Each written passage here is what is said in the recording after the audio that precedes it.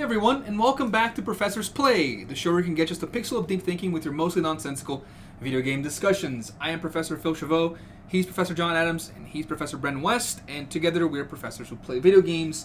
And this week is our second episode on the Baldur's Gate series, Baldur's Gate 3 series, excuse me. So we'll be discussing our first impressions on it.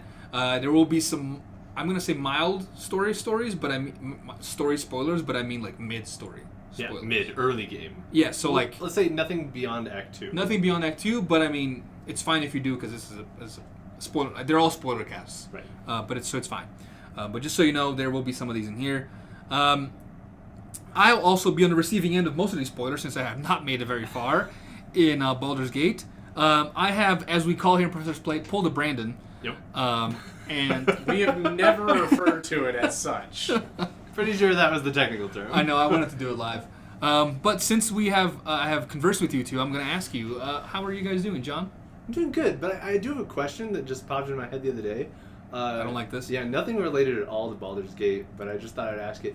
Did Brazil high schools, did they go through the same emo phase in the mid-2000s that Yes. American? So you had emos? Yeah. I'm really sorry about that. I was just thinking about, I was listening to some emo To music any the other emos day. listening out there, we're not sorry about that. That's a Like, relevant aspect of culture. Was this a global phenomenon? And Well, actually, I was talking about this in my my communication society class today, where Yeah. like the way culture travels around the world, and a lot of times it's for most of our lives, it's been traveling from the West, but now there's some Easternization happening, where a lot of the culture comes from East, specifically China and Japan and Korea. Right? Well, and this came up because I was listening to All Time Low. So for the emos out here, I'm one of you. I just was curious if it was a national trend.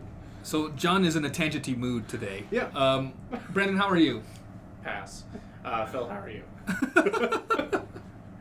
Thank you for asking. I appreciate that. I am also in past territory, but I'm doing okay. There's a lot of stuff going on. It's speech week, and a lot of stuff goes on there. speeches. But we are good. We are playing Baldur's Gate. And if you're a little refresher, Baldur's Gate 3 is a new CRPG that came out. So it's a computer role-playing game that is based on Dungeons & Dragons. Right? So we are playing that now. It is a very large game with a lot of ambition. And if the show notes seem a little more scattered this week, it's because I have like some sort of cognitive dissonance going with this game. Oh man, this game has treated you very roughly. Yeah, because like every single review and that I read and hear and every single commentary is like, this game is amazing, and I feel like in a Twilight Zone where I'm like, how are you even? I don't understand how you're physically doing this kind of thing. So it makes me feel either like I'm playing it wrong, which you should never feel about a game. The world is gaslighting you. Yeah, like the world is gaslighting me. And a part of it is because every single review I've seen and heard, and I've looked for like other ones, and if there's one out there, please send it my way, that is not done by a D&D player. Yeah. Right? They all start out by saying, I we played love this D&D, again. so I love this. Great. Yeah. Yeah. So I mean, that's why I'm actually really excited to hear what you have to say today, because I think this will be TM, one of the first podcast things that I've seen as well that is not done by a D&D player, and to see that average person reaction is going to be pretty cool. And I think that despite being called an average person there, and John's saying that he's excited about what I'm saying today, which implies that he's not always, but that's okay. No. I feel a lot of times I'll hear like, if you play D&D, you'll recognize this, or you'll love this, you'll understand this. I'm like, well, what if I don't? I don't understand any of it. But one of the examples I found was Kat Bailey she's from IGN now, but she's like a well-known industry person, and she's great. But she said like, talking about the Goblin Camp, which we'll talk about here in a second. But she says like, if you play D&D, you'll recognize that how the Goblin Camp is a perfectly laid out board where like every single group of goblins is like within earshot, but not eye shot, and depending on what you do, you can take them all out without doing stuff, and you can do other things. And there's terrain and things you have to deal with, and like to me, just looks like a fairly barren camp. What? Yeah, barren. There's boxes everywhere. Yeah, I wouldn't call that barren. Little goblin tribes chanting around. Yeah, in like one spot. No, they're up in the rafters too. It felt to me more barren than the Grove did. Interesting. Yeah. Interesting. But anyway, The Grove, because they just raided the place. They just murdered like all by the I don't mean barren civilians. of things. I mean like it feels like there's not a lot of people. Anyway, They just killed all the people. That's what I said. not in the Grove, in the Goblin Camp. Yeah, in the Goblin. That's what I'm talking about. But they killed the people. There's not enough. Is what I'm saying. It feels like the goblins are spread out. Anyway, it didn't feel like a place that was lived in for me. Interesting. Okay.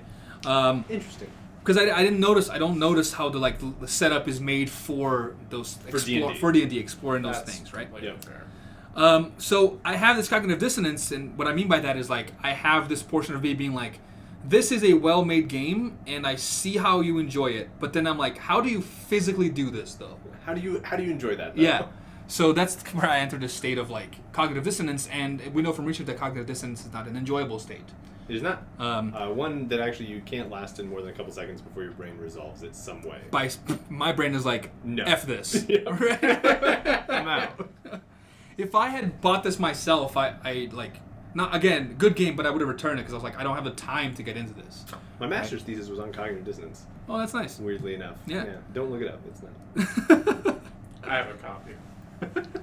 I keep that. But I think that, so John, you put something here for your thoughts on my cognitive dissonance. How are you going to attempt to resolve it other than F this? Yeah. Because, I mean, you can, obviously. We all have freedom here, right? No. But you have to play another 3 weeks of this, right? Yeah. What are you going to do to, like, try to...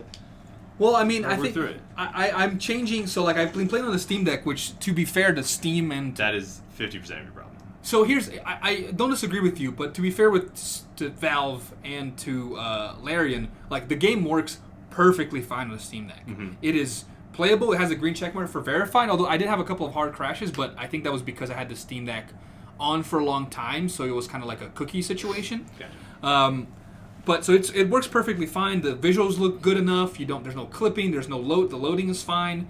But you are unable to play with mouse and keyboard, which is something that I didn't want to do at first because I don't usually play games with mouse and keyboard, right? So I was trying to play with the controller. The problem with the Steam Deck is not the Steam Deck itself, but is the interface for the controller, which is made for people playing with controllers and not keyboards. And I have seen people online also say that it's very well made, and I also disagree with that because none of it is on screen. You have to like click a wheel to find it, and it's symbols, and if you hover over you can't see what that symbol does unless you go there, and there's like 4 different wheels.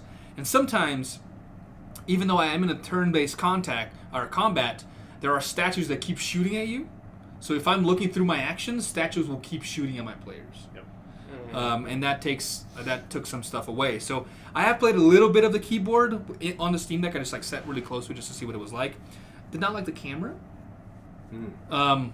But I did like that. Specifically, I really like that when you like highlight, you like hover over something, it not only tells you what that thing is with like a little pop-up, but it then like there's a light for like action and bonus action that lights up. Yeah. So it tells you immediately how that works. When you could right click.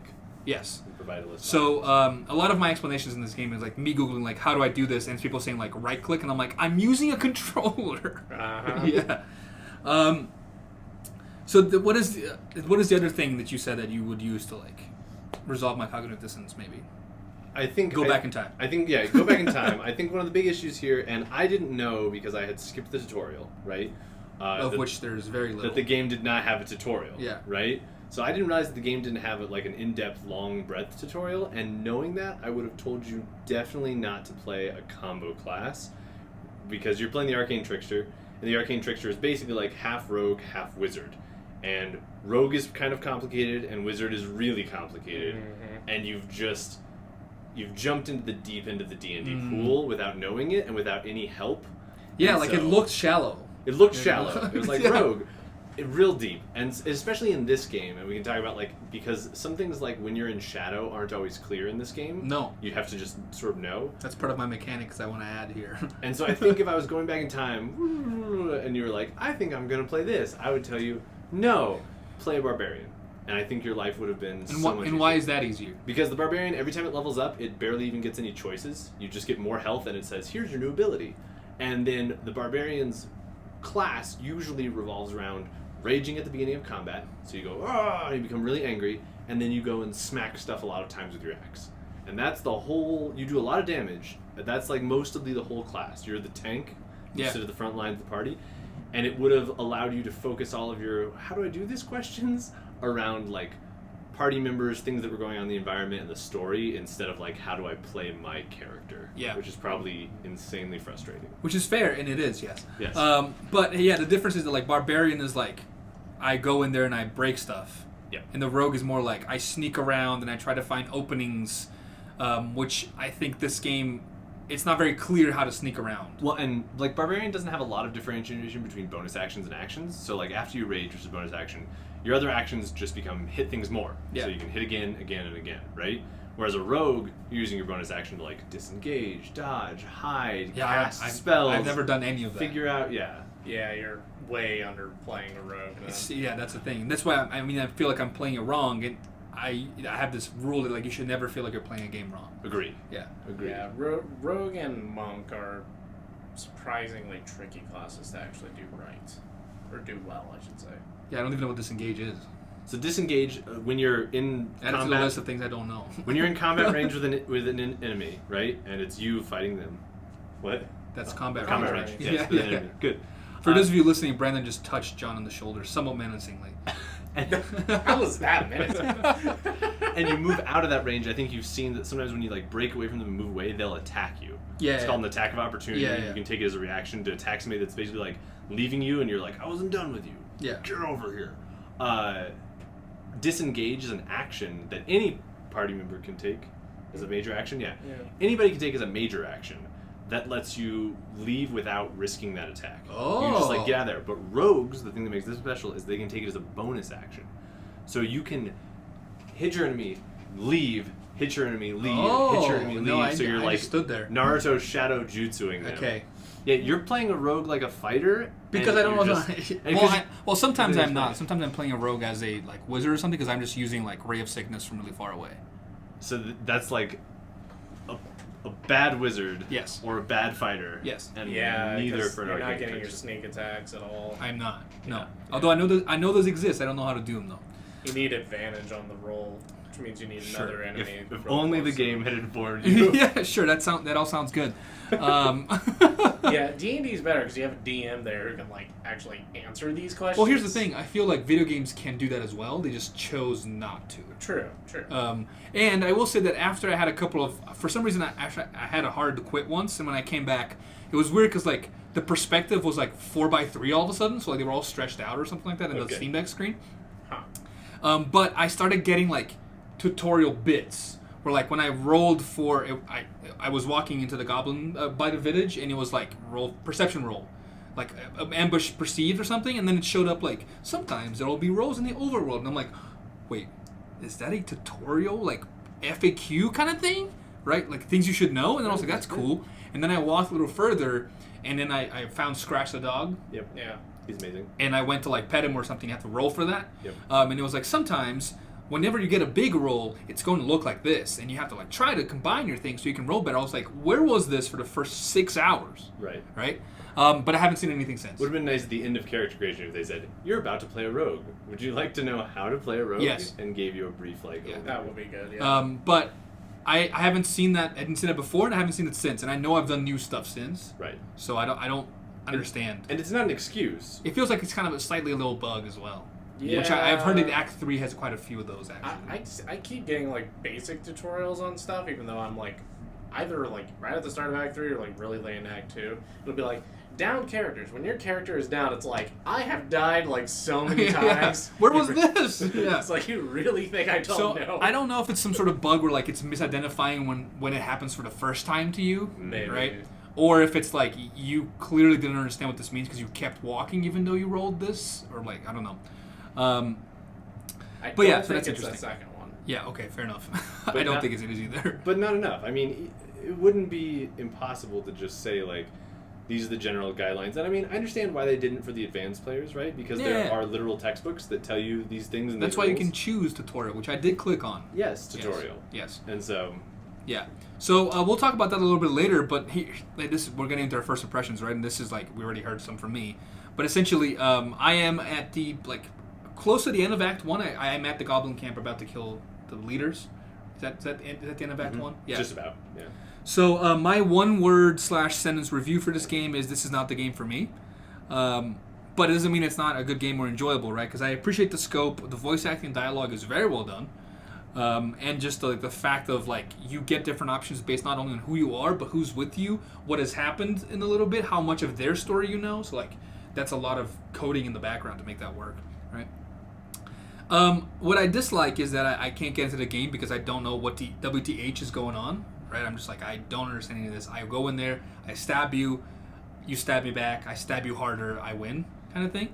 It's a good thing I'm playing the lowest difficulty. It is a very good thing you're playing the lowest difficulty. Yeah. So I don't know what's going on. It's not that I don't know what's going on with the story, which I don't, but that's a good thing because I expect to uncover it as I go. Expect a story that's not. But the game, I can't get into because I don't understand how to play, right? As an example, I'm going to give you just a quick review of my most recent 2-hour session. Okay. So I started right after the Grove. I'm walking to the Blighted Village. Okay. So you have a conversation with that guy there. He gives you a little map for the night song. Yep. Right. I then tried to walk into the village. Had a perception roll that was past, and then someone's like, there might be an ambush here or something Goblins like are on the that. roofs. Goblins are on the roofs. Yeah. And I'm like, I'm gonna try to go around it. So I went around. And I found Scratch. Yep. And then I tried to roll for petting Scratch, and that made me hard quit twice. Like, a hard crash on me twice right there. So I had to do all that again in the beginning. Conversation, perception roll, all that stuff. Eventually it worked. So when I was coming back from Scratch, I rolled for perception and found a cave, which is the Owlbear Cave. Mm-hmm. Did you guys find this cave? I did not find the Owlbear. You did not find the Owlbear Cave. Missed Yeah. it. So it is so you're like, oh cool, a cave. Maybe I can go through here and find it. So I try to go in, and your character's like, there's no way I'm fitting in there, and I'm like, all right. That is a slight hint. So I'm gonna try to get Scratch to go in there for me. He wouldn't move. So then I Googled, how do I get into this cave? So you get into the cave. And I found that there's 4 different ways you can do it. One of them is Disguise Self, which essentially is a spell that makes you look like a different species. Right. So I did that for Tiefling, which is small. Walked in there. As soon as I walked in there, it was just like Owlbear Cave combat, and I was like, that thing looks scary. I don't want to do this. I backed out. Nope. Right. I noped out of there.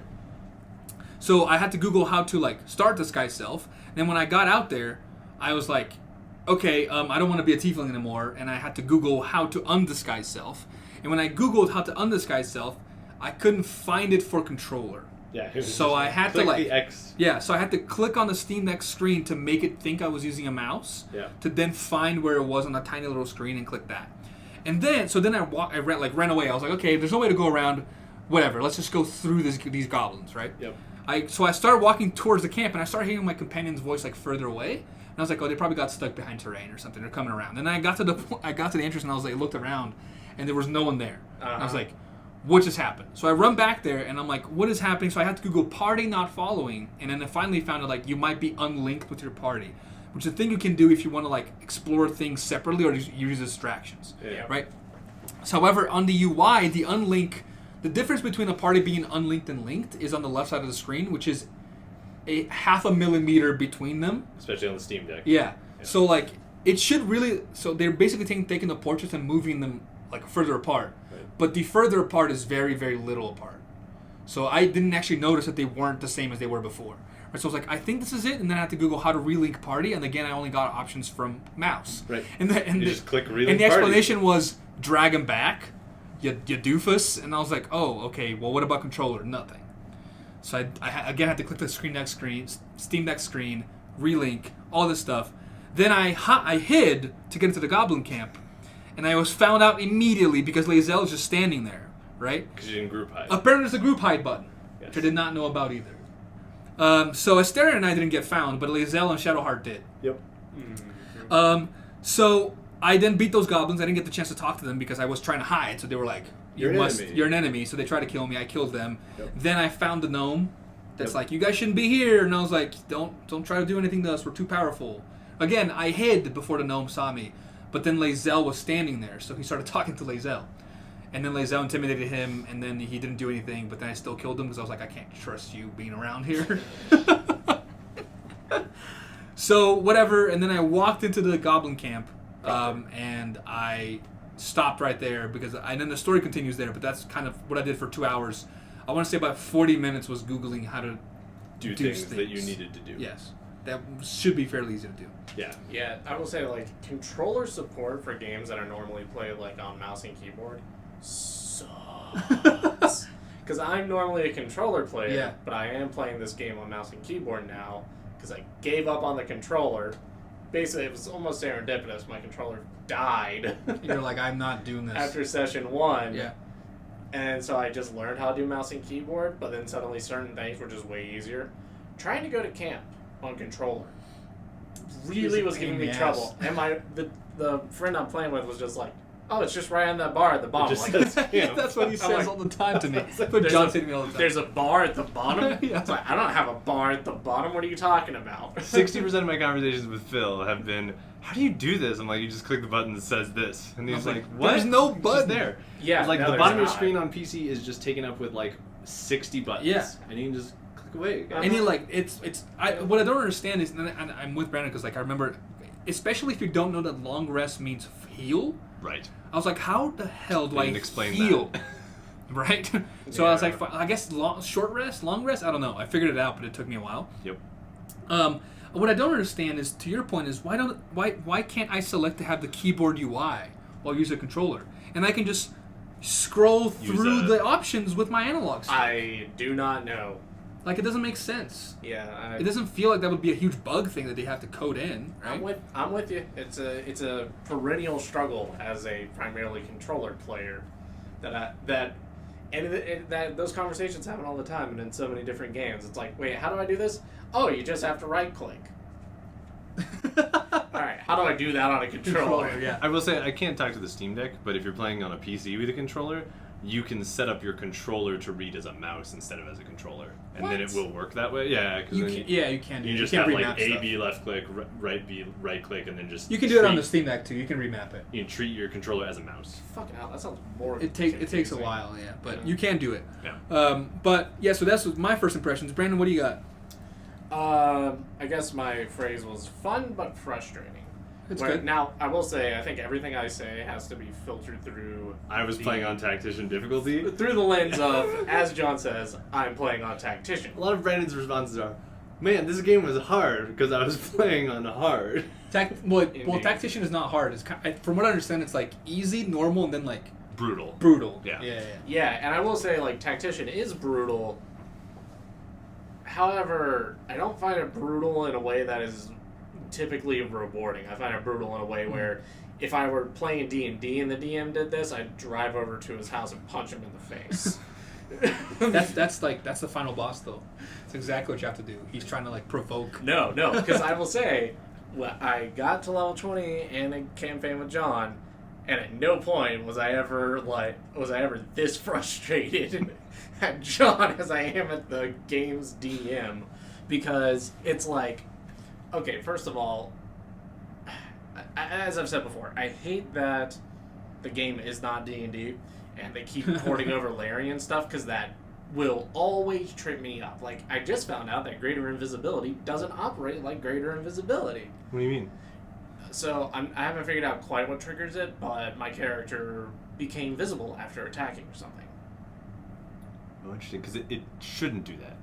I think it's proximity. If you attack something when you're close, you can get uncovered. Oh, they can still, like, detect you, I basically? think so. That is not how Greater Invisibility works in D&D. That is not how I expected it to work, and so that screwed up my plan. See, that's It made interesting me because regret taking that- that spell. Doesn't trigger me because I don't know how it works in D&D. So Right. if that happened to me, I'd just be like, oh, I guess it doesn't work here. Well, see, it does trigger Yeah. me because that's like, So- or it does trigger Yeah, me yeah. because when I plan my combats, I plan it around the D&D rules, and Yeah. so when things don't operate the way I expect them to, it like really screws up my strategy. You know what works wrong in the positive direction? What's that? I've just been using all day? Spirit Guardians. So in D&D, you're not allowed to. Spirit Guardians is a spell that, like, you cast it and it creates, like, a wall of, like, protective ghosts, basically, Yeah. around you. Yeah. That when people enter that range of the protective ghosts, they, like, attack and mulch them, right? In D&D, there's a very specific rule that says you can't basically pop Spirit Guardians, get on a horse, and ride down, like, a row of enemies and have it just, like, mulch every single person. And the way they prevent that is, like, you have to either start your turn, the enemy has to start their turn in Spirit Guardians, or move into Spirit Guardian range for it to do the damage. Doesn't apply here. Here you can pop Spirit Guardians and run through Just, a room like, and hit every single Gotta go person. fast Sonic, just right through. That does sound hilarious. It's Yeah. great. Whenever I do a solo playthrough, I'm definitely like casting like haste and stuff on Shadowheart, just having to like run all over the map. Yeah, and I think it does only affect everybody once, but if Yeah. you run through a bunch of people and It's then enough to, like, end your do turn damage. and then they start their turn, Yeah. it's 2 rounds of Spirit Guardian damage. Okay, so that's hilarious. That's However, a spell that they did the exact opposite with is Fireball, where the radius has been reduced from awesome to crap, Yeah, it's and when the range that you can throw it has been reduced from very good to crap. But did they reduce it? It's still a 20-foot radius, right? No. No? Not What is even it? close. What is it? Not even close is what it is. Like, But you measured it? No, I haven't measured it. Because when you move, it tells you the actual feet. No, yeah, I'm saying Yeah, that. you're moving. Yeah, but it's not 20-foot radius. You don't think so? No, it's real hard to get more than, like... Unless you're fighting a huge horde, it's hard to get more than, like, 2 enemies. Well, yeah, but that's because the enemies here space out. They really do. far And you also in can't... combat. You can't throw it as far, and so, yeah, Fireball does not... It actually is still fairly rewarding, so I can't totally knock it, but it does not feel like quite the Fireball goodness that all D&D 5e players would be familiar with. Still my go-to spell. Yes. Though I will say, so a lot of frustrations. I will say the game's getting more fun as I get higher level, mostly because Wall of Fire is just an insanely awesome spell. It is so much fun against the giant hordes in Act 2. So I am having more fun as I go. However, on Tactician, it doesn't quite feel like organic difficulty. It feels like, hey, let's give every enemy a bunch of magic items and a bunch of abilities that you're not going to be able to predict because they don't have those abilities in 5e. So, screw you, this enemy just actually can teleport as a bonus action every single round. Or The goblins with the grenades. They're killer. Every single goblin has some magic grenade. I'm like, how high magic is this setting? It's ridiculous. It's like magic just doesn't even matter. These are all terms that I'm not familiar Character with. death doesn't even matter. In D&D, character death absolutely does. In that level 20 campaign, we had, one character death and we got him back? Yeah. Yeah, it took some work, but we did it. Here, though, it's like a character dies every single boss battle, so, like, Scrolls of Revivify are just like, oh, okay, gotta bring Lizelle back from the dead again. And they're only like 10 gold or something. Exactly. Yeah, And so they feel more like potions. Yeah, and so they don't... Death does not feel Like D&D. impactful at all. It just feels like an inconvenience. It's like, oh, well, my character's died. You got this? Okay, cool. I'm gonna go get a soda. Right? Yeah, and, that's... And then, on top of that, the thing that really... really irks me, and this is the one where it's like, alright, John, you better not do this. The enemy's coup de grace on Tactician way too easily, or way too quickly. So coup de grace, when a character is down, when they're unconscious, if you keep hitting them, you can just, like, outright kill them. In D&D, that's pretty rare. And in point of fact, like, I run pretty high combat brutal campaigns, because I like big bad combat encounters. However, I very rarely coup de grace downed players because that feels gamous, not organic. Because here's the thing. If I'm Lord Skull Smasher, the evil knight, and I... With that name, I would imagine. Right, Yeah. I down Phil's character, and John's character's still up. I'm not going to stand over Phil's character and make sure I bash his skull in, because he's unconscious. He is no longer a threat. I'm going to go deal with John's character. But characters in this game often don't do that. They're like, oh, this guy's down. They're playing to the rules of the video game. Of the video game. Exactly. They clearly know, like, the game's rules of, like, oh, I better finish this guy off. And so they do a lot. John Wick. And it's like, it's just very... Double tap. Yeah, it's very unsporting from a D&D perspective. Because, like, as a DM, the only characters who are ever going to coup de grace a player are either going to be the absolute most ruthless and intelligent characters, like the Lich Lord, or, like, the absolute dumbest characters, like a giant spider that's just like, okay, food.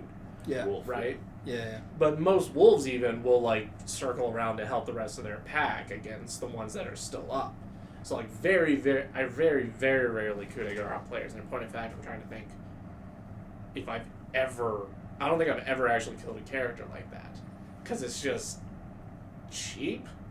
But then this game does it all the time. I think it's interesting because, like, I'm playing on in easy, so the enemies to me, they're annoying, and, like, I don't know what I'm doing. That's why I don't do well. But, like, they don't feel like quote unquote monsters to me. Like, they have, like, too much. Like, they don't feel spongy, right? They don't feel like they have, like, abilities that are unfair, that kind of stuff.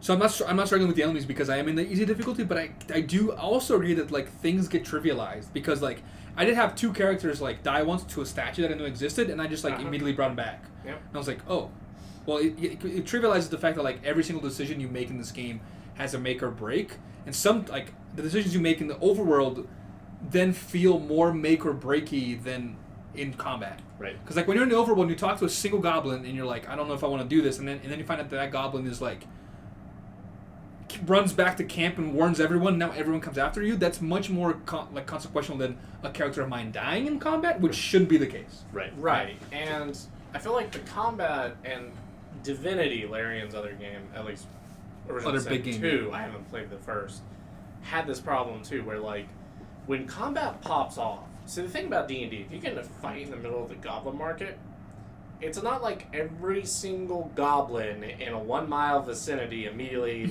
magically is like, they must die.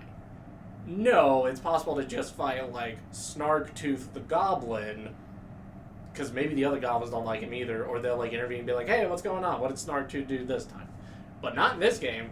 If you make the Snarktooth mad, every single goblin within earshot now wants you dead immediately and is immediately springing into combat with total foreknowledge of what just happened, apparently. Which is interesting because they do establish a couple of times like the goblins themselves don't get along. Right. So like when sometimes I feel like I didn't see this happen, but like I was afraid that this was going to be the case. Is why I didn't attack anyone, because I'm like, I feel like I'm going to get attacked by everyone here. So the perfect example of what you're talking about happened to me. So I made it all the way through the goblin camp. I talked my way through the whole way. So I didn't interact with any goblins. I was just like, hi. That's what I did. That's what I did also. Yeah. Welcome to the camp. Walked all the way back to the main boss, found the end boss, and realized, oh no, I have to kill them, right? So I did like an assassination on them, right? I was very quiet. I lured them off to a room all by themselves by pretending that I was going to show them a secret of the absolute. We went in, we closed the door. She was like, all right, now show me. And then I was like, shit, I stabbed her, right? She died. Immediately, everybody in the entire camp knew that I had murdered her. Even though it was a tiny room, yeah. Even though it was a tiny room with the door closed. And the issue with that wasn't the main camp, because I kind of expected the guards right outside her room to hear that and do that. The issue was that I killed her, I killed everybody else in the entire inner goblin sanctuary. They were dead. And I was like, all right, whew. And when you step out, now I can walk out of here. And when I opened the front doors, that previous like party and revelry turned into like armed revolt, as if they had been planning I had been coming for like 14 minutes. And that was a heck of a fight, because there was no way to pre-prep for it. You just had to walk through the doors and like immediately get into like high-end combat. Right. Yeah. I don't know how I would have done it on tactic. And that's what happened.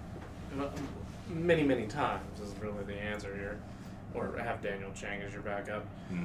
But, yeah, it's like, I've had cases like that too, where how do they know that we just killed this person? They haven't even come in the room to see that she's dead. Right. But no, they just magically, like, omniscient that stuff. And that is so not D&D. Right. Right? You can... They know stuff because the game code tells them stuff. Exactly, and that's... They're like, if person dead, attack. Well, it's interesting because like, it does defeat some of the... Some of the praise for this game was that it has all the choices. That there are a million choices. But it makes some of those choices feel like false choices, right? Yeah. Because it feels like I worked really hard to stealth my way in, to talk my way... I talked through, like, DC 25 checks to get in here, to stealth all the way through, and then all of a sudden you're like, nah, everybody knows you have to do combat anyway.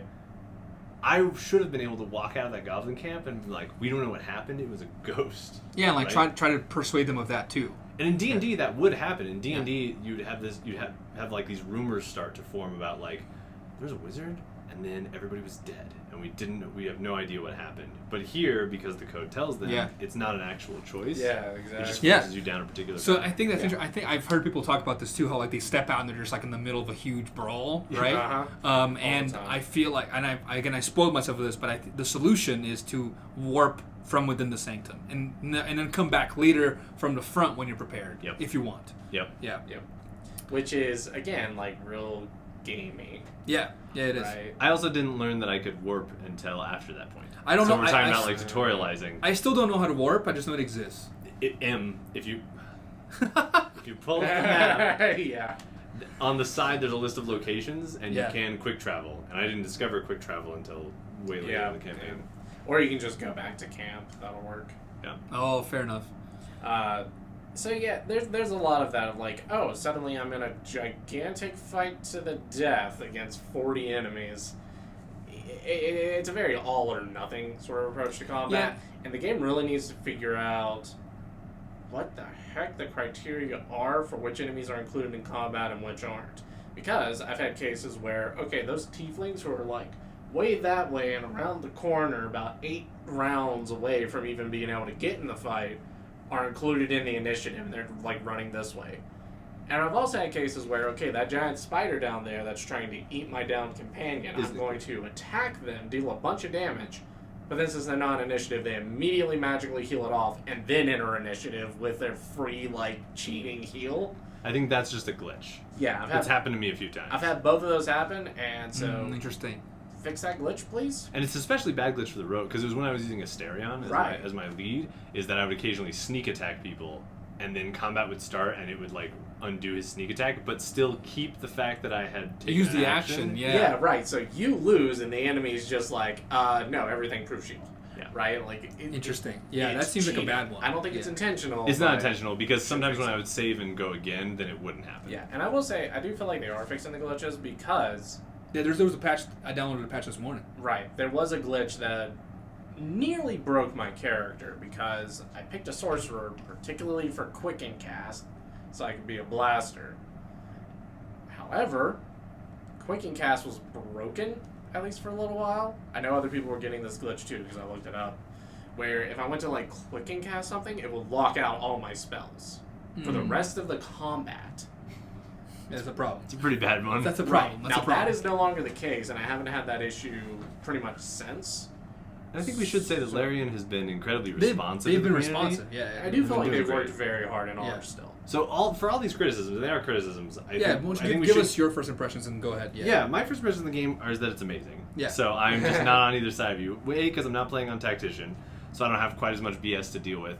And B, because I know how to play D&D. Yeah. And so I am the target audience for this game. He's in the perfect middle. Yeah, I'm in the perfect target. And Goldilocks. The Goldilocks zone. And because I'm in the Goldilocks zone, my review of the game, I think, is less interesting because it's going to sound like everybody else's reviews of this game that you've heard online, right? It's a wonderful game. It's incredibly well made. Everything's responsive. I've had almost no glitches because I've been evidently playing it the way it needs to be played. And it feels free and open and fair. Yeah. Right?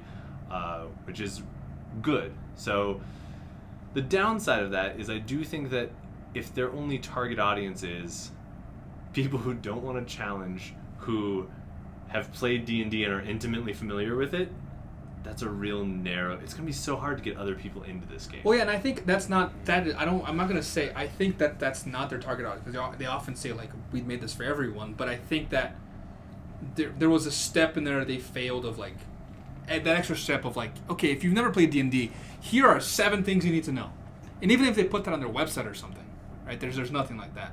But I think that for all our criticisms and the things that Brandon's been frustrated about, he said he's still having fun. He's enjoying it more. I love the story. I mean, the other day I got really frustrated. Actually, it was 2 days ago because I wanted to play more because I wanted to see more of the story, but I didn't want to play more because I don't know what I'm doing. Yeah. So it would make me frustrated. So it was a weird situation. And it's still an incredibly like clean and careful game. Oh, absolutely. The most careful. The most careful. Most careful. And there's a lot of glitches because there's a lot of stuff going on. So much things. Well, and that's the thing about the UI. So you guys have complained about this controller UI being a mess, and it is a mess, but it's a mess because at any given point, you have 100 options that you can do. And if you're a wizard like me, you've got like 200 options of things that you can do, and they all have to be available to you at all times. And so it's like, even in a perfect world where we're using scroll wheels, how do you even do that other than just have Larian pop up a sign that says, don't use a controller, this is not a game. Well, no, and they have you can customize the wheels and stuff. I just feel like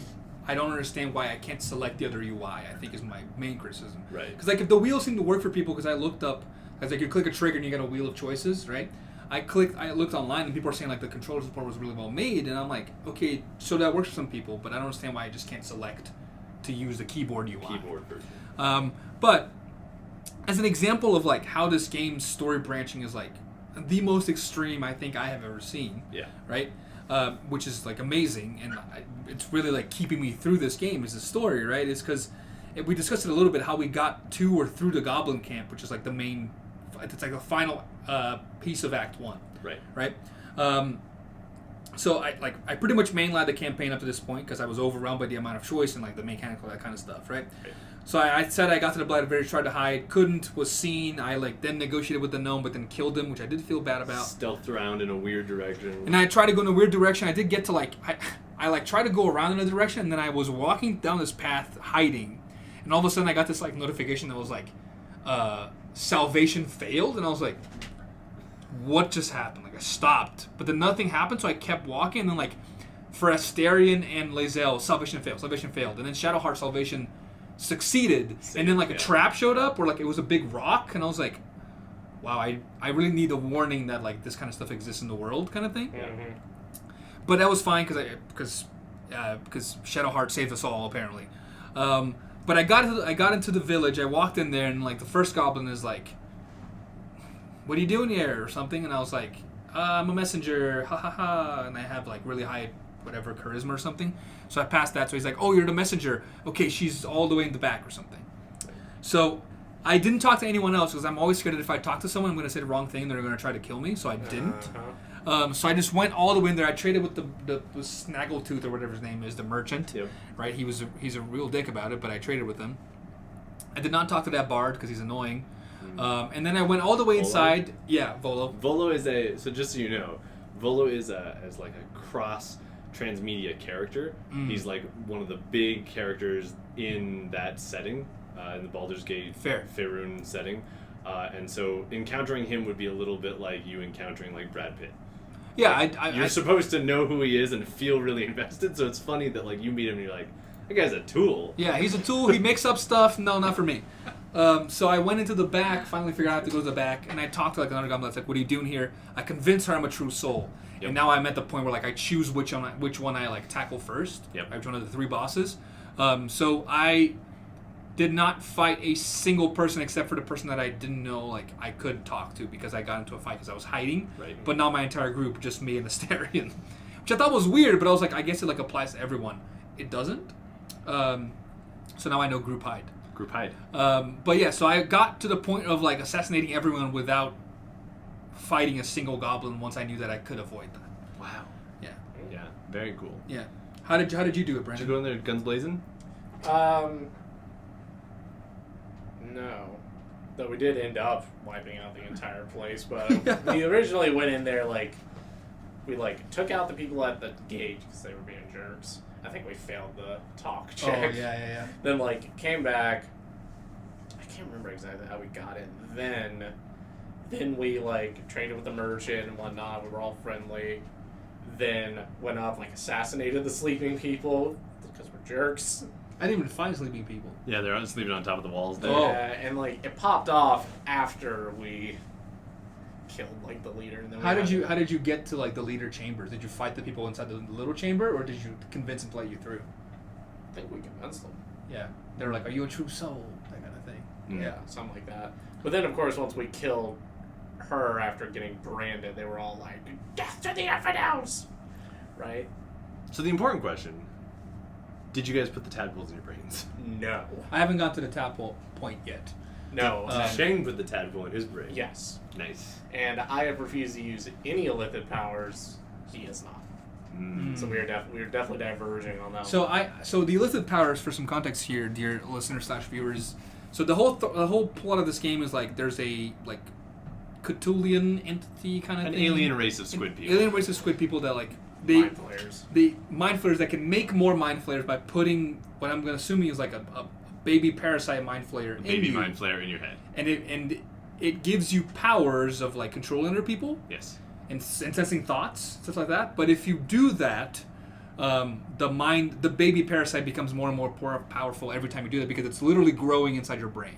Yes. Yeah? And a little bit of D&D backlore that may have caused me and maybe you to make the decision of not touching this is that when a mind flayer eats your brain, when a mind flayer parasite eats your brain, it eats your brain, removes all of it down to the spinal cord, and then it also consumes your soul. So a mind flayer is a strange entity because it's an entity that has all of the memories and experiences of the person that it used to be. So a mind flayer Brandon would still act like Brandon, talk like Brandon, walk like Brandon, but it is very distinctly not Brandon, right? It is a mind flayer that just remembers what it was like to be Brandon. And it looks like a squid. And looks like a squid. Yeah. Right? And so there is this like, it's not just like killing you, it is literally like destroying yourself. When you become an illithid at some point. So I did use the illithid power on that like second guard because I didn't realize that was... I didn't realize that the little squids were called that. Yeah. So like when I did that, the game is like, you just lost something you can never get back. And I was like, sick. Yeah, also, illithids are like a hive mind, so there's a very good chance you also lose any sense of autonomy at all. Now, this game does prevent that a little bit. You have a special artifact. Well, that's one spoiler. That's spoilers for Act 2, my man. We said we're going through Act 2. That's okay. You can do it. No, it's fine. Oh, It's okay. fine. Yeah, It's well, that's fine. why I was like... No, we're going through Act 2. No, it's fine. Fair, my bad. You get an artifact that does... We find out the artifact that Shadowheart has prevents the illithid hive mind from taking you over. Yeah. Yeah. That happens when you are... Well, it also prevents, like, the Chosen. Yep. Is that the hive mind? That's the absolute is the hive mind. Yeah, it also prevents... I've already seen that. Okay. There's a, like, point where, like, the Chosen shows up to talk to you, and, like, Shadowheart puts that thing out, and then it's whatever. Yep. Yeah, that's when you're walking... When you're walking into the Reverie part. That's what I thought. It's an Act 1 thing. Yeah. Okay. For the first time it's mentioned. It gets Yeah. crazier in Act 2, which is what Yeah. Brandon was trying to prevent. And I don't think I don't want to spoil that for you yet, because the Act 2 reveal of, like, what the absolute is That's a fair. little crazy. Yeah. It's a moment with J.K. Simmons Oh, being the main voice actor. I do like J.K. Simmons. He's great. So whenever you meet General Ketherick Thorne, he voices J.K. Simmons voices. Oh, nice. And he's maybe some of the best acting in the game. Wow, I actually didn't even realize that was J.K. Oh, That's once you when hear an actor it, is good. it's unmistakable. No kidding. Yeah, I'll have to go back and listen. I will say I kind of really enjoyed the second Thorn boss fight. That was actually surprising. It was actually way easier than I expected it to be too. The first one was harder, yeah. I know, right? The fight at the entrance, that was the hardest part of that entire. Yeah. Where all of his generals just decide to. Yeah. Well, there's a second stage to one of these boss fights that, on paper, looks way harder than it actually ends up being. Yep. Okay, so John, how did you get through the Goblin Camp? I just talked my way through. I just chit-chatted. I was like, hey, how you doing today? They're like, I'm doing good. I was like, all right, cool. They're like, why are you here? I'm like, I just want to know what's going on. They're like, all right, well. Sick. Yeah, come on in. We have some alcohol and stuff. Yeah, they're like, party with it. I talked to everybody in the whole Goblin Camp. They're like, what do you want to do? And some of them gave me free stuff. I got them to release Volo, which was nice. I was like, you don't want this guy. And they're like, we don't want this guy. No, I hope they kill Volo. They will. Okay, good. Because he joins your camp if you save him. I don't want him to. You don't. He's not a party member, but he's just Yeah. like in your camp. Like Scratch. Like Scratch. Yeah. And then I also got Scratch them is to a party member. You can summon him. Yeah. Yeah. got them to tell me where Hallison was, so released the bear. Took care of that. Had a small fight, but a fight when you have a giant bear next to you is really easy. So, yeah, it was. Life goes well when you can just talk your way through. Yeah. So everything. I feel like this is interesting because like not only did we like do different things, slightly different, some major differences, but also like every option we had was also different because of our character like abilities, what our charismas is, stuff like that. Right? Well, I think the interesting thing is some of the texts change Yeah. based on like the actual responses change based on how much charisma and things that you have. Like you just want to have access to things, or a lot of the times my wizard plus charisma let me know all kinds of interesting things too. So I was able when they were like, we can change you with the power of the absolute, and I could be like, nothing can change, right? Or Gail would be like, do you even know what the weave is? And I'm like, I do know what the weave is. Let me tell you. And then we were like insta best friends, which was kind of cool. Got a little awkward after that because he comes on real hard. Yeah, like every NPC in your party wants to romance you. But Gail doesn't just like. Gail is like a response to an average Tinder date. Like he is hard and fast after his singular objective. It's pretty rough. So I mean, Lizelle thinks I belong to her. But there was a moment. here's an interesting. I wanted to say that Sorry. there is a way of going through the Goblin. None of us did this, okay? But there's a way of going through the Goblin Camp where you where all the sleepy people are. There's like a secret passageway. You can go through that to escape without fighting. Okay. Cool. But also you have to kill the sleeping people. But also what you can do is you can poison the alcohol. Oh, Yeah. so that all of the goblins. So it doesn't work that way because I was looking this up because I went in there and I couldn't figure out where to go because there's a big ogre by a stone door and I was like I feel like if I try to open this I'm gonna get killed by this ogre, so I didn't open it and then I clicked like where do I go and they were like right in there. well you can do a bunch of things, you can poison, and I was like oh that sounds interesting because I like poison Pokemon. I didn't do it because I was like I want to do the thing I decided first, but what you can do is you can poison the thing and then get into a cutscene where immediately a bunch of goblins start dying and they're like what did you just do kind of thing, and you're like no it wasn't us, like it was weird, I think the alcohol's bad, and if you pass that persuasion check, then like I don't know how many, like I'm gonna say like 8 goblins or so like either die or get poisoned. Wow. And the others break that barrel and they drink from somewhere else, and you like that, like you can't poison that one, like that's over, right? That's still down like 8 goblins. I know. That's brilliant. And if you don't pass that persuasion check, though, you get jump right there. Yeah, I'm sure. Yeah. Like, that's the end of the. Yeah, that's it. That's the end of the line for you. You still kill some goblins, but you get jump before you get inside. That's like peak D&D though. No, there's a moment I was telling Brandon. Which I thought was interesting because I thought it was peak D&D, where you can be like, let's just poison these dudes. Yeah, that kind of thing. You like know? they are using the environment, what's happening. Yeah. No, there's a point the other day where Brandon was saying that he was getting stuck on this demon fight at the bottom of the Shadow Temple. Yeah. Oh yeah. Where this demon comes in and is just like has a horde of other devils and demons with him and a displacer beast, and you have to like fight him and take back something from him, right? Or at least make sure he's not there. And you can talk your way out of that fight. Yeah. You can just convince him to kill himself. Yeah. We figured that one out because we looked it up. That fight, I think, is the one that took us the most tries to date. It took us at least 5 tries across like multiple sessions. We were getting messed up. We like left, leveled up, came back, tried different things.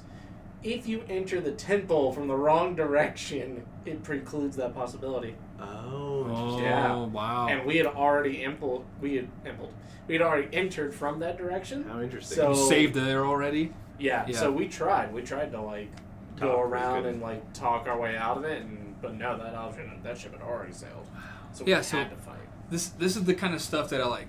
I was into the podcast talking about it, and they were like, this game is very much the game that like messes with its surroundings, where it has barrels of explosives next to enemies and stuff like that. And I'm like, and they're like, it's brilliant design. I was like, I don't think you understand that I can't even identify a barrel in the middle of a fight. Because I'm just like, I don't understand what's even part of this fight, like kind of thing, where I don't understand the terrain. I have to think about climbing this thing, and like I feel like some of the explanations there for like things you can use in the fight. So on keyboard, Yeah. mouse and keyboard, you can hit Alt, and it highlights everything in the environment that's interactable. See, that's amazing. Yeah, So it's really useful, especially like in the Crone's Lair. After you finish beating the hag. Did you beat the hag? No. Okay, side quest. After you beat, there's a hag, and you walk into her lair, and there's just a bunch of stuff like lying around on the tables, and some of it is like a stick that's like 2 pixels long. That if I didn't hit Alt and look for it, I would never have found. Like it's just invisible. It's just invisible. Yeah. So this is one of the things I want. I want like a focus view, like from Assassin's Creed or Persona 5, or maybe make it a bonus action where like I can only use it every once in a while, but like I can see stuff that I can use or do. Alt will just let you do that. I don't know what the Alt is on the controller. Yeah. I don't either. There's the thing. About So we talked a little bit about the lack of tutorial. We're not going to get super into today because we're already kind of running out of time here. But I did want to have. I was like looking into this. I was like, what does research say about this? Yeah. And research by Anderson et al. In 2012, they found that most. So they had 45,000 participants, which is a lot. Huge. That's a study. That's a lot. Yeah. Especially for like communication, that's a Gigantic. incredible. Because N of 20 or 100 is already big. It's ridiculous, right? So they like did that, and what they did was they had 3 different kinds of games. So they had a not complex game, a mid complexity game, and a very complex game. And they had 3 different kinds of tutorials for each. There's 9 conditions, okay? And they found that games that are low complexity for cognitively and high and mid do not benefit from tutorials that are like hands-on. No, it just annoys me. Okay, and the ones that are, and the tutorials that weren't hands-on, there was no difference in whether having it or not. Okay. However, more complex games benefit from tutorials, and they had a statistic they had that was significant is they if you have a tutorial in a more complex game that works, okay, so one of the conditions that help players play, it then leads to 30% or 29%, 30% more playing time than without. That's you. Yeah. That's you as a statistic. So if you have a tutorial that helps me play this game, I will then play a third longer than I would have. Yeah. At least a third longer, right? So I thought that was really interesting because we always talk about like games need less tutorials because people know how to play them. We have mental models for how a game works, all this stuff. But often people saying that are gamers. Well, and a lot of times the tutorials are tutorializing things that are silly. Like I can't tell you how many To us, tutorials are like sometimes. walk forward. Right, but like the Pokemon game tutorials, like we often don't need that, right? Or to the extent that they are. Like you want to teach me how to catch a Pokemon? Fine, but don't tell me how to walk. Right. Right. That's I can figure that out. Right. So that's one of the examples of like a mid or low complexity game that doesn't necessarily help or hurt. Right. But if you think about the people that might need it, maybe it helps, right? So usually the people that think about like we don't need tutorials are gamers. In this case, people that are like, no tutorials. Tutorials dumb are D&D players. D&D players that are like, you should just know how to do this by reading the textbooks. And just I'm like, read the textbooks. What? Right? So I thought that was really interesting because BG3 certainly qualifies as a complex game, I would say. So when I looked this up, like, do you need like a tutorial for BG3 should have a tutorial, and I went to Reddit, and it was like a real like notorious like toxic attitude of being like, some people were saying like, if you don't understand what a D3 plus 1 is, I don't think any tutorial will help you. Wow. And I was like, I think just a thing on screen that says what it is would be very helpful, actually. So it's just interesting to think about how like this is a different kind of, we don't need a tutorial because it's people that are coming from a different medium. Yeah. Right? But usually, some research shows that a complex game benefits greatly from tutorials. Yeah. But I don't think that kind of toxic attitude helps anyone. The game, right? No, it doesn't. No. Like, what does that do that makes you feel special for having a game that only you can play no one else? Because there's not going to be part of it. Yeah. But there's not going to be a. You're only a true gamer if you know how to do this. No, there's not going to be a better Baldur's Gate 4 if we don't get as many people in love with this game as possible. Yes. Right? Yeah. But they don't care as long as they enjoy themselves, and you don't, kind of thing. Which is like a notorious. I was doing some different research for it's like we're doing a scale of a thing that already exists in English, but in Portuguese, and a lot of the measuring like emotional demand, and a lot of the emotional demands people saying like dealing with the toxic community. I thought it's interesting that people still play games, right? Yeah. It's a big thing that we're not super going to get into because we're running out of time. So sorry, Brandon. You seem like you have more to say about that. No, I was just going to say, like, yeah, there are definitely certain games and fandoms that are just known for being particularly toxic. Yeah. One thing that I did want to know first that we won't do today, which is I want to talk about a character creation and the connection you can form with your avatar, right? So it's called player-avatar relationship, so like PAX, right? It's a fun little acronym. We're not going to get into that here, but we're gonna try to get into it on the next episode in 3 weeks. I was going to say Friday because that's when I teach again, but not. Sounds good. We're teaching this again. So I just want to get the real quick favorite and worst gameplay moments, right? So my favorite gameplay moment is like the campfire, which is talking to people without the chance of getting mauled by a pack of goblins. I enjoy that. But I also enjoy how much of a soap opera this game is. Love the soap like, opera. Every character has just the craziest reasoning, but still believable, where it's like, Gale's like, I need to consume magic to stay alive, but he says it in like the most sketchy way, where he's like, it's going to be real bad. You know, you wouldn't like me when I'm angry. And I'm like, dude, just tell me what's going to happen, you weirdo. Shadowheart follows like a death god. Yeah, a god of night. A god of night that like controls people and is not good. Right, Will wants to kill one of the potential other party members because he fundamentally misunderstands what they stand for. Well, and because his soul has been contracted out to... See? Yeah. Astarion is a vampire? Or a spawn of one? Vampire spawn, yeah. So everything happens like in their own little time, and I'm like, man, what is going on here? Right? So I think that's interesting. The worst gameplay is when I'm playing a game that feels like it doesn't want me to play it. And that makes me feel bad. But I am still enjoying it, especially the story. Brandon, give me your favorite and your least favorite or worst real quick. Probably my most favorite is casting Wall of Fire on a horde of about 30 enemies at once. And just watching them crumble before me. All things turn to ash. In Act 3, this is not a spoiler at all, really. In Act 3, there's a classic, like, go into the cellar and kill the rats. But you're, like, level 11. You're going to like that moment. Beautiful. Yes. Nice. Except, to be clear, level 12 is the max, so level 11 is pretty high. Pretty high. Yeah. Except Noah and my group will try to get through the whole thing with cantrips.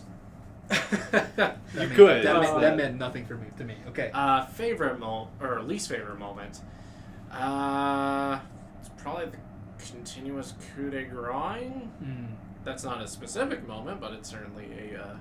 yeah, when it's like your party member gets taken out because the enemies in the game are playing to the rules of the game, not the rules of what that encounter would actually be like if it was a real encounter. Yeah. Interesting. John, what do you got? So my least favorite moment happens in Act 2. Specifically, they break into this inn to try to like kidnap the person that is putting a protective bubble over the inn. And if they do, everybody in the inn dies, right? And one of my least favorite moments was that I could not tell the person that I'm trying to protect not to behave like an idiot or just sit still, right? And so she kept like running out into combat, getting killed by the main guy that was there, and then he would like, it would go to a cut, as soon as she dies, it goes to a cutscene, he lifts her up and like flies her off to a tower, and you have to like restart that, because I'm like, I try to let events happen in the game that are going to happen because of something I did. Yeah. But if it feels like an event happened because I got, like, something in the game design I didn't account for happened, I allow myself a restart of those moments, right? And this was one of those where it was like, normally I probably would let that combat progress and I would have lost her, but it's like, I couldn't tell her, hang back in this room where it's safe so I can put up a bunch of, like, stone walls. We will wait out this siege, because she gets to go first and she gets to run right into the middle of all the bad guys. And so I had to try that fight like 4 times to be able to, like, get her out, and I almost banished her once to just be like, hang out for a minute. Oh, like to send her back to camp or something? No, there's a spell called Banishment that lets you remove somebody from this plane of existence for 60 seconds, for 10 turns. And usually use it on bad guys. But I almost used it on her because I was like, I can't with you right now. Stop. What about your favorite moment? Man, I think my favorite moment has been some of the bad guys. I think Ketherick Thorm is genuinely not just evil but understanding. Like, one of the good characters is his daughter, and her. So this is major spoilers. Cut out now if you don't want to. Into Act 2. His daughter dies, and he decides he wants to resurrect her. Classic.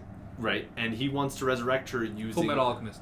Full Metal Alchemist, and that's hard to do because you can't resurrect people when they've been that dead or that severely dead. And so what he does is he finds her lover, who is part angel, and seals her down in a horrible plane of existence and uses her immortal life energy to give himself eternal life and to bring his daughter back. When his daughter finds out about this, she gets so mad that he's used her lover to do this that she leaves and goes and joins, like, the good guys, and they wage a war back on him to stop him. That's some soap opera. I guess it's soap opera. It's soap opera. Saying, but like that particular soap opera was. There's really always some drama. Always some drama. It's really interesting.